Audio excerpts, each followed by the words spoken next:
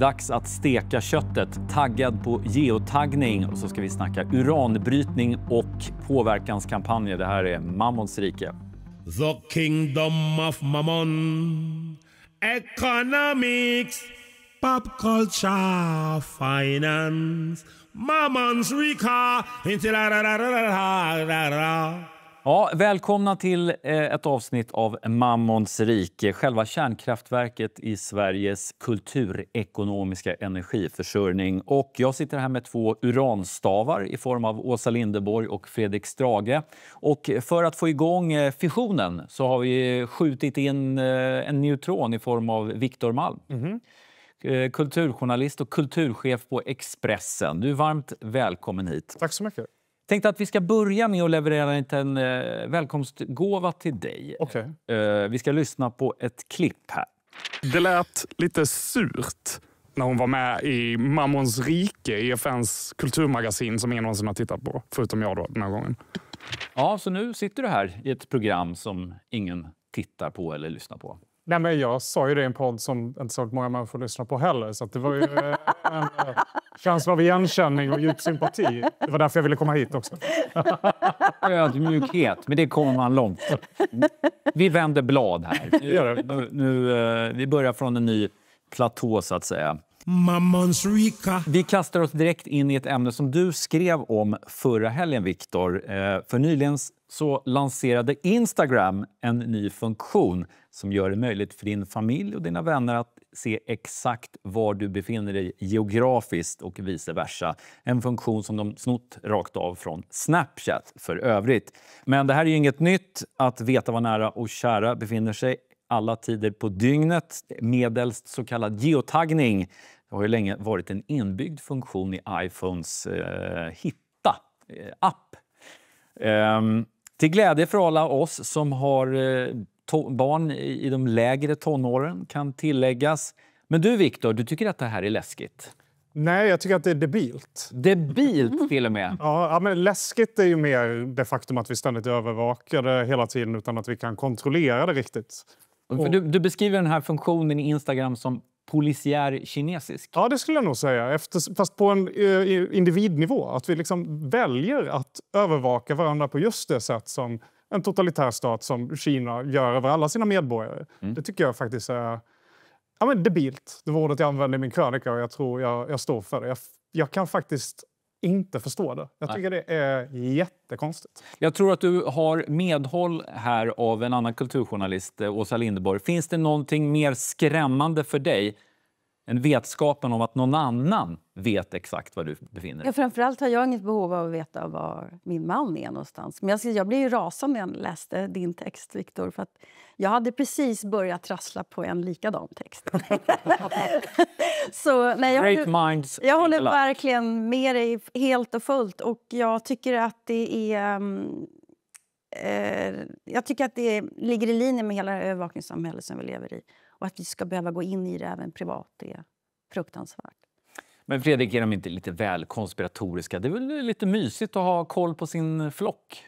Jag tror att jag skulle bli ganska besviken om jag geotaggade vänner och såg hur lite de avviker från sina rutiner. Att de bara rör sig mellan arbete och bostad. Att det inte händer så mycket egentligen. Men sen den stora faran är väl kanske att det här... Att vi frivilligt delar med oss av allting gör att det blir ännu lättare att genomföra ännu mer bevakningsåtgärder. Och nu är det ingen som pratar om det längre. Jag minns på gamla goda tiden när Moderaterna tyckte att det var integritetskränkande med personnummer. 4 sista siffrorna. Ja, men precis. Jag minns väl de gamla SL-korten. Då skulle man fylla i personnumret inklusive de 4 sista siffrorna, men det stod frivilligt under. Ja, gulligt. Jag brukade alltid fylla i dem för jag ville inte att någon skulle tro att jag höll på med någon fuffens. Men du övervakar ingen på din telefon heller? Nej, det gör jag inte. Jag skulle kunna överväga att övervaka... Nej, inte längre. Inte ens mina barn som är 10 och 16. Jag kan tycka att om barn är så små att de kan dra iväg från förskolan, om de är kanske 3-4, då finns det en poäng i det. Men då har de ju ofta inte mobiler. Då får man ha någon sorts chip som man opererar in i nacken på dem kanske.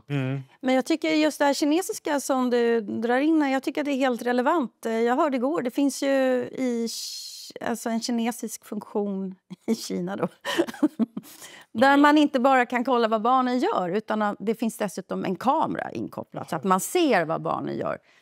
Man kan se när de blir av med sin oskuld eller vad att de inte pluggar eller vad det nu kan vara.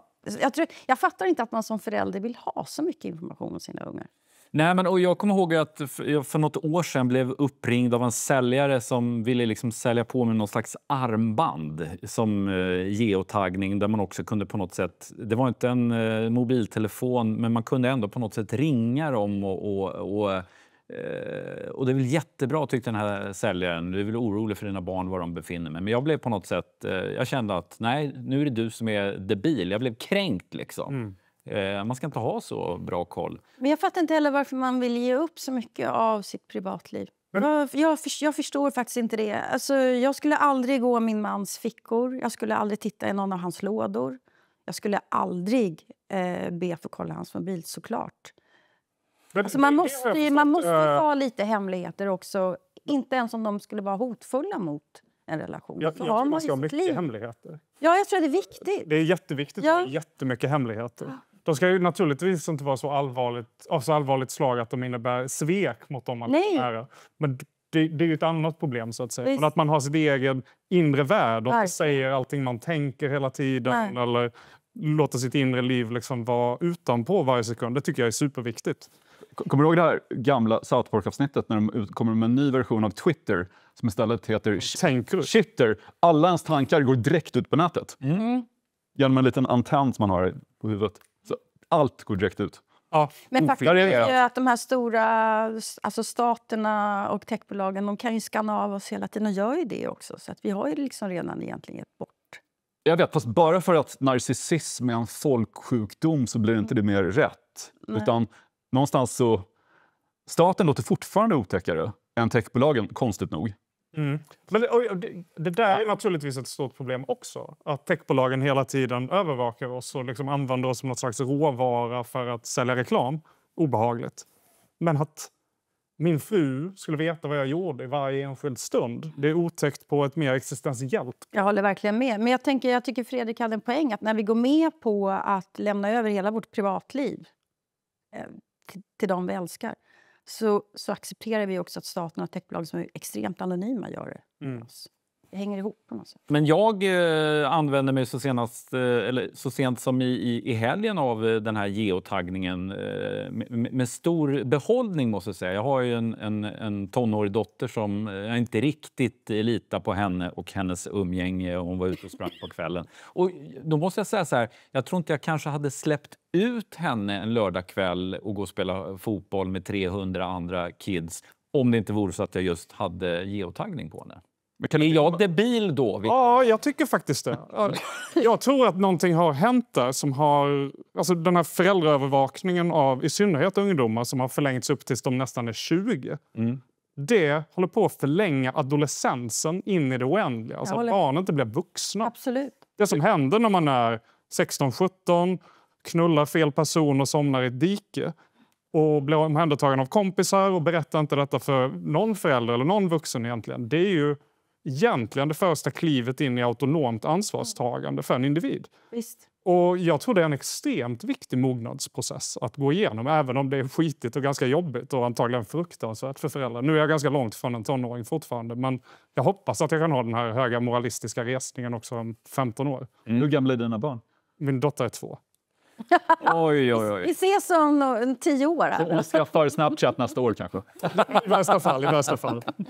Ja, vi ska se vad svenska folket tycker i frågan. För jag har nämligen varit ute och talat med dem face to face. I telefonen har hon Hitta-appen. Vet hon exakt var du befinner dig hela tiden? Nej. Men du vet var hon finns? Nej. Varför inte då? Ja, det är en integritetsfråga lite grann. Du är en man av integritet? Nej, det är väl hon som är kvinna av integritet. Jag tänker så här att jag är tillsammans med någon som jag litar på, så vill han se vart jag är ur en synpunkt för att han bryr sig, så spelar inte det någon roll. Skulle man vara kontrollerande och hela tiden fråga varför är du där, varför gör du det, då skulle jag ju säga stopp liksom. Vilka ser var du befinner dig just nu? Min man, min son och min mamma. Mamma? Är det inte dags att klippa navelsträngen? Ja, man kan ju tycka det, men säg det till min mamma. Och vilka ser du på din hitta då? Jag ser min mamma, min son och min man. Men vill du inte ha några hemligheter för din man? Måste han veta exakt var du befinner dig hela tiden? Nej, det behöver han inte, men då sätter man i flygplansläge. Jag skojar. Vet du vad din fru är på geotag? Nej, det vet jag inte. Varför inte då? Du måste ju ha koll på frugan. Nej, men jag tycker att jag är inne på hennes privata zon. Vet hon vad du är? Ja. Det här finns en diskrepans i förhållandet. Lite grann, men det känns ju lite rimligt för hon tycker jag är dålig på att svara telefonen och glömmer hämta barnen på fotbollen och i skolan och så. Hon är mer pålitlig än du? Mycket mer pålitlig. Det handlar ju om trust och när det gäller den delen så har jag mycket att bevisa så att den kan vara på. Men du är inte orolig? Tänk om hon trillar av cykeln eller blir påkörd av en bil? Det är bra, det är ännu starkare så att då gör vi det då. Så du kommer gå hem och hitta här nu? Just det, på grund av dig. Ja, men Viktor, det finns en tydlig skillnad här mellan åldrarna. De yngre verkar mer entusiastiska till den här övervakningen och de äldre är mer skeptiska. Det är väl naturligt, tror jag. Alltså jag tänker att de som har tonåringar som du och de som är uppvuxna under total övervakning, för dem är detta ganska naturligt. När jag pratat med yngre människor, det var därför jag skrev den här texten från början, så visade det sig att det har gått så långt att man inte längre smsar eller ringer någon och frågar ska vi gå ut och ta en öl? Utan man öppnar den här hittappen och så ser man vilka av ens kompisar som är ute och så går man dit och dyker upp liksom. För att det är pinsamt att fråga någon, ska vi ta en öl? Så och man vill inte bli avvisad heller. Utan Exakt, de har införlivat den här övervakningen av varandra som en nödvändig funktion i det sociala livet. Fast då ser de också om den här andra personen är på väg till samma bar och om de då flyttar på sig. När den första personen väl har kommit fram och alla har dragit, då tolkas ju det som en ganska tydlig totalsågning av vi vill inte träffa dig så vi går och ingen har haft kontakt. Men ingen har behövt ha konflikt heller då å andra sidan. Så. Nej. Nej, men alltså, det blir jätteledsen. Det är ju den här rädslan för att bli avvisad som på något sätt bryter ner integriteten. Det är ju rent ut sagt korkat. Och den kan jag verkligen se hur den finns i den yngre generationen. Man är livrädd för att bli avvisad och då på något sätt ger man upp sin integritet för att, som någon slags medel mot det. Men är inte det här ett sluttande plan då? Det är svårt att stoppa tillbaka tandkrämen i tuben. Vi kommer bara bli mer och mer övervakade och tillåta mer och mer övervakning. Jag tror typ inte det. Nej? Alltså jag tror att det är en motrörelse. Ja, men det finns ett par förstörda generationer. Det är till exempel den generation som är i din ålder och nu är föräldrar. Ni har vant er så till den grad att kunna liksom övervaka era barn att det är väldigt svårt att sluta göra det.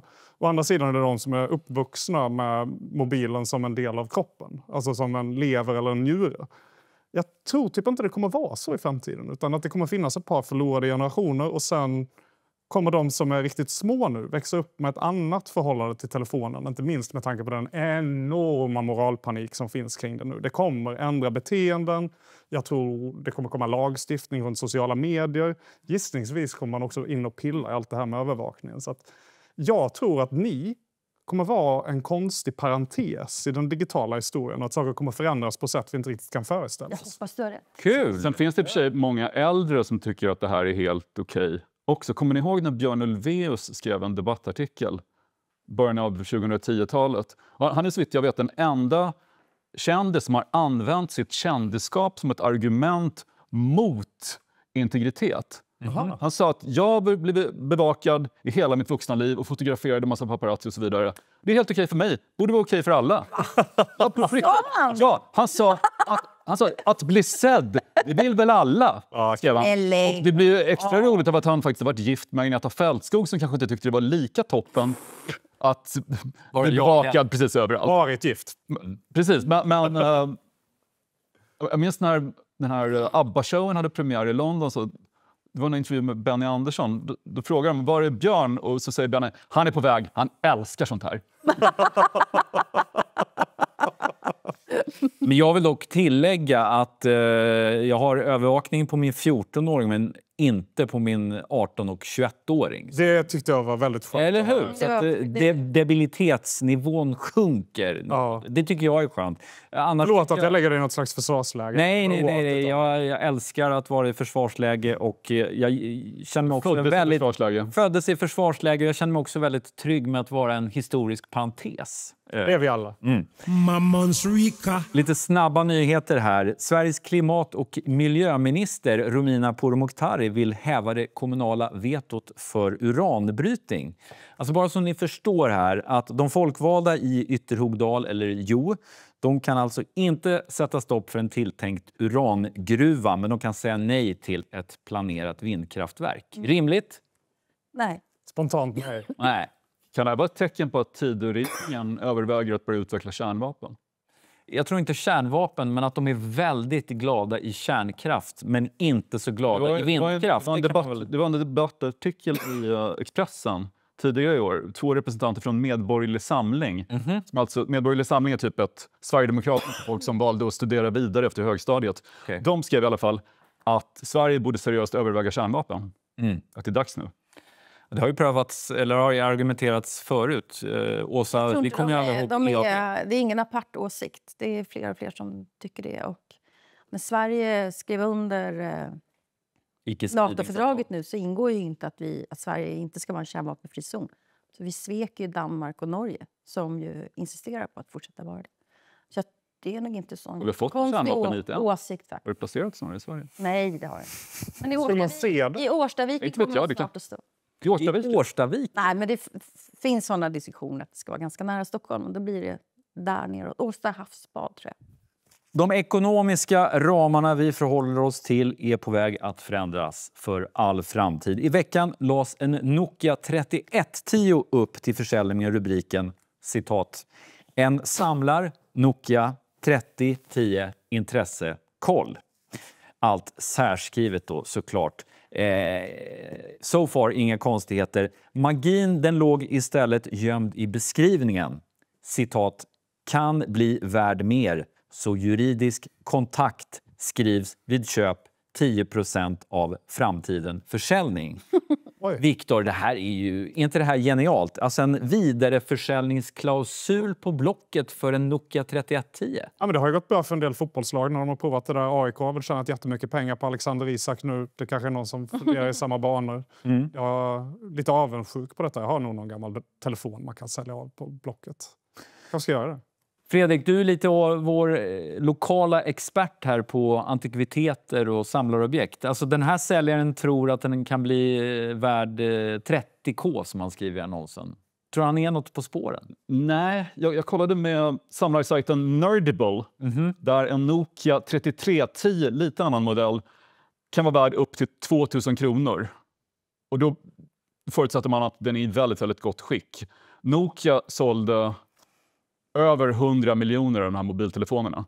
Det vore väldigt märkligt om det här blev eftertraktade samlarobjekt. Men kan det vara ett konstverk här? Kan Dan Wolgers ligga bakom här? Jag menar, det här är ju begåvat på riktigt. Jag skulle säga att det är mer begåvat än liksom Adrian Brodys dukar eller Ulf Lundells kladd med penseln. Men alltså, det skulle ju vara begåvat ifall det var en rusning till att köpa den här mobilen, men det är det väl inte?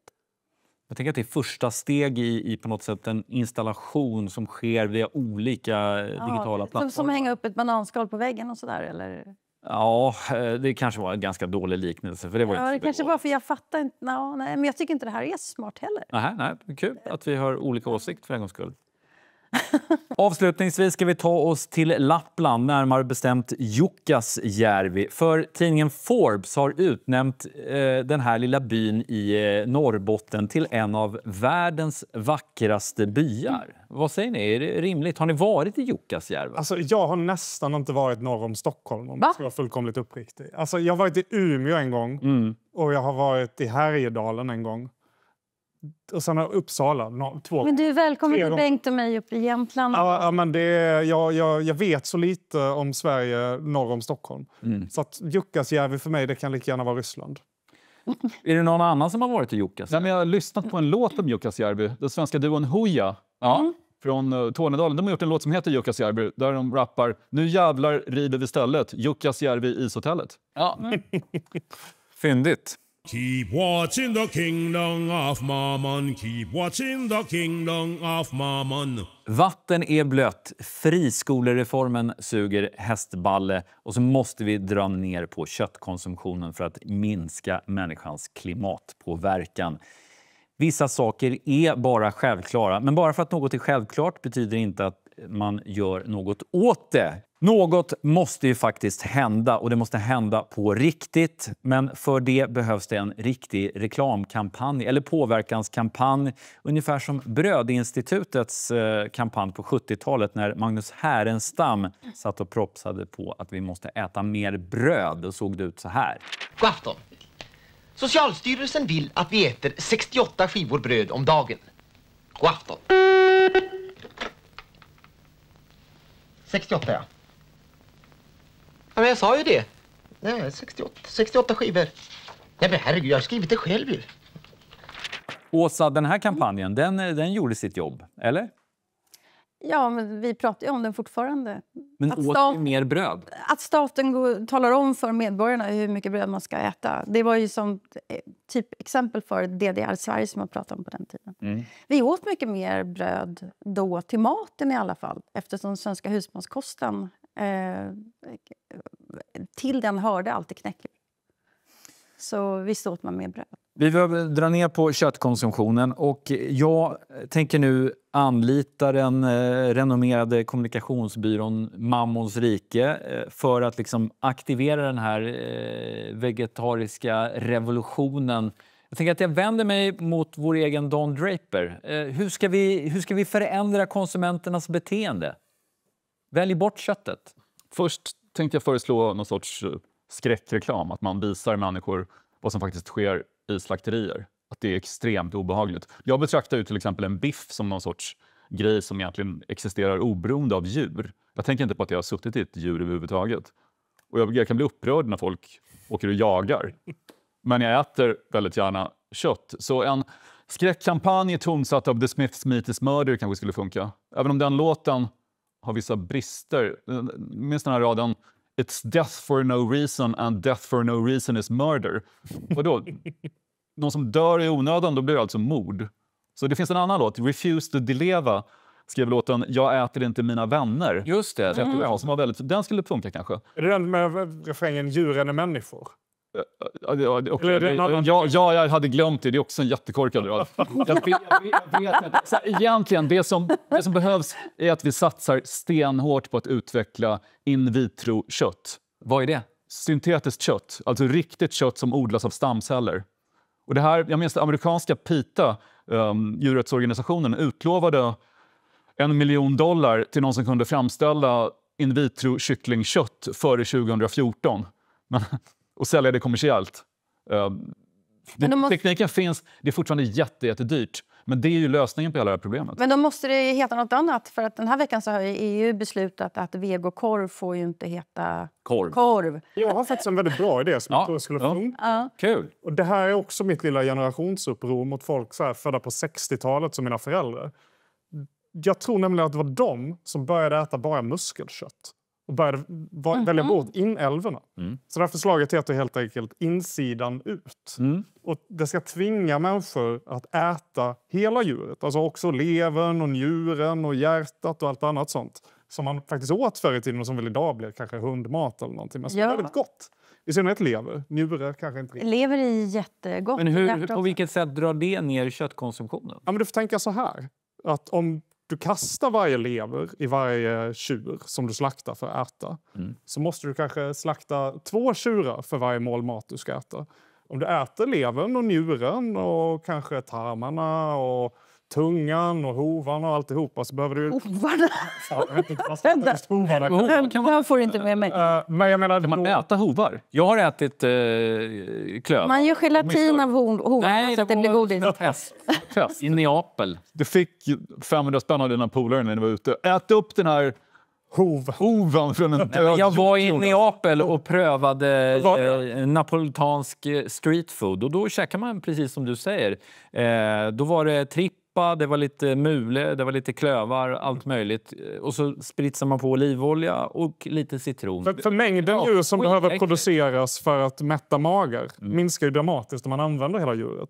Det här är en liten hipsteråsikt inser jag när jag formulerar den på det här sättet. Men det är intressant matematik tycker jag. Ja. Det är något med sammansättningen mular och klövar som ger mig lite dåliga vibbar. Jag vet inte vad det är. Nu tror jag att man tar hand om hela tjuren eller hela kon, men man äter ju inte upp den som människa. Vi har blivit väldigt snobbiga i vårt förhållande till kött. Väldigt fisförnäma. Ja. Väldigt fisförnäma. Men jag har en idé då. Nej, men jag tänker så här, Sverigedemokraterna har ju nu, de påstår ju att om man äter för lite kött så blir man feminin, och det tycker ju de är jättedåligt.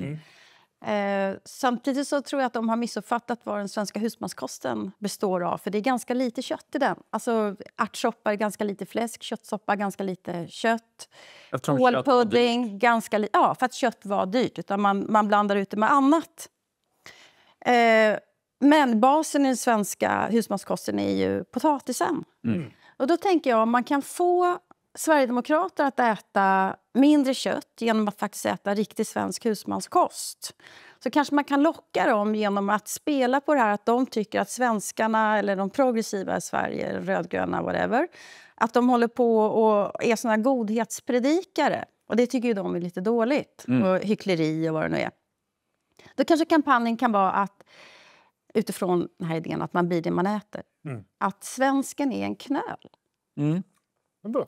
Det är väl ganska fiffigt? Ja, men alltså, du är något på spåret här. Jag tror också att just en reklamkampanj som just vänder sig till på något sätt nationalistiskt sinnade män och kvinnor, att liksom svensk, stå upp, ät kål och potatis. Det är ju också hemskt att folk äter så fruktansvärt mycket pasta och ris. Usch. Ät potatis.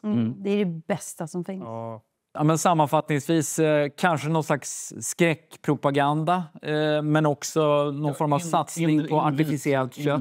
Kött. Jag tror verkligen på det. Men vissa verkar tycka att det är äckligt. För det är ju riktiga köttceller som man odlar fram. Men korn är ju en form av artificiellt kött. Det är ju svamp.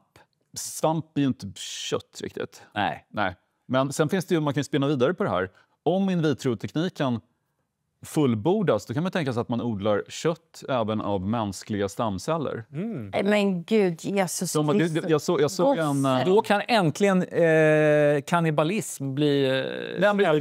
Det kom en fantastisk sci-fi-film som hette Antiviral för 10 år sedan. Där den handlar om hur fans till kända artister erbjuds att köpa kött odlat från de här kändisarnas stamceller.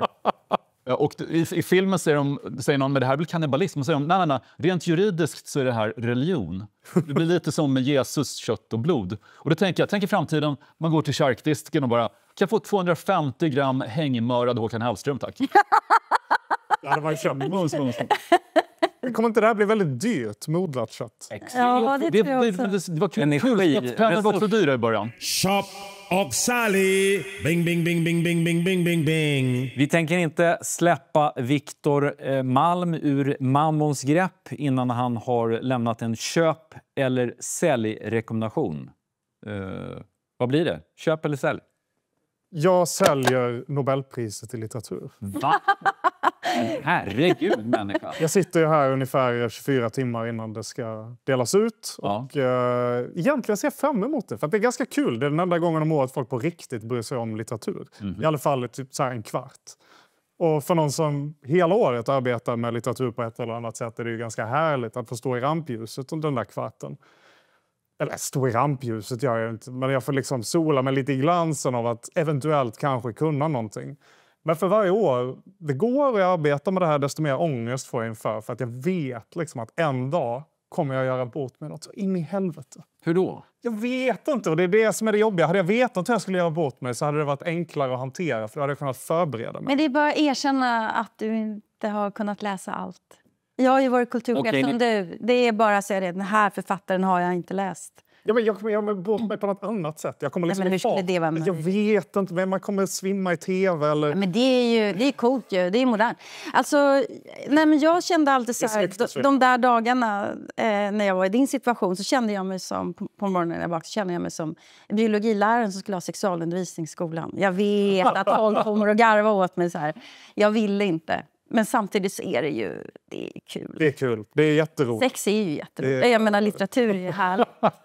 Fake it till you make it. Funkar både i litteratur och...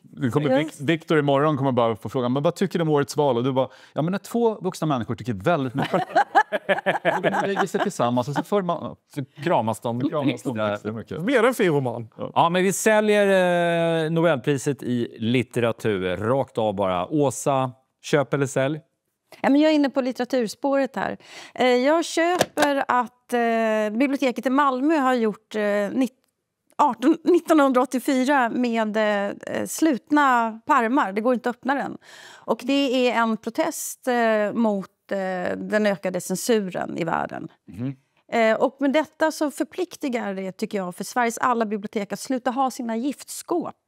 Därför att vissa titlar kan vara svårt att få ut på ett bibliotek därför att man blir ifrågasatt. Varför ska du läsa den här boken? Biblioteken har giftskåp. Ja, faktiskt. Och det ska vara fritt blås, tycker jag. Man ska få låna det man vill utan att behöva motivera varför. Men det där gillar jag. Men vad är det för böcker som står i giftskåp? Det har varit svårt till exempel att låna Mein Kampf. Det var svårt att låna Tino Sanandadis bok Massutvandringen för några år sedan. Bibliotek har blivit fällda för det här.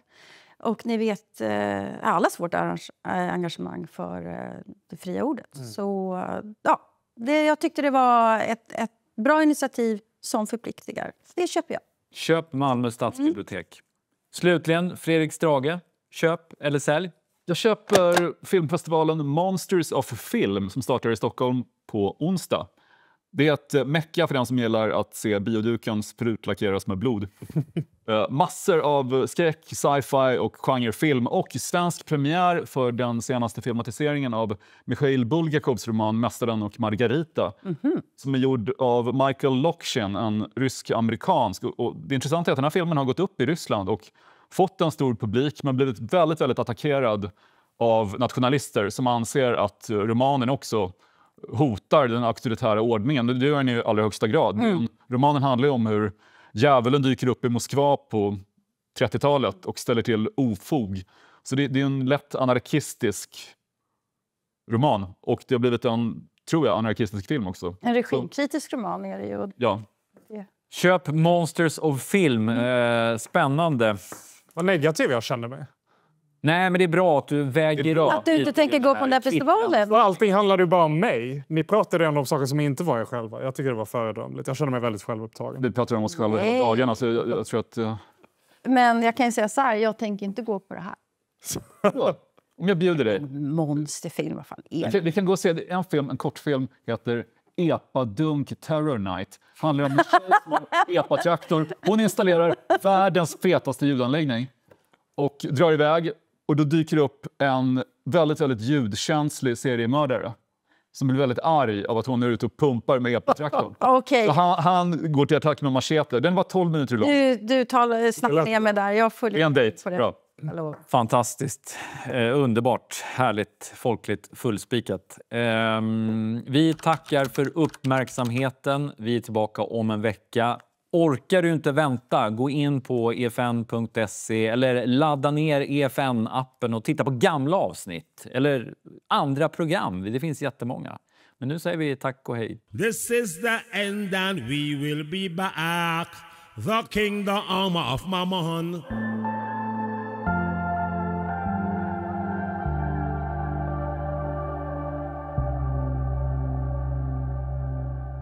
Det här är en podd från EFN Ekonomikanalen. Ansvarig utgivare är Anders Hägerstrand.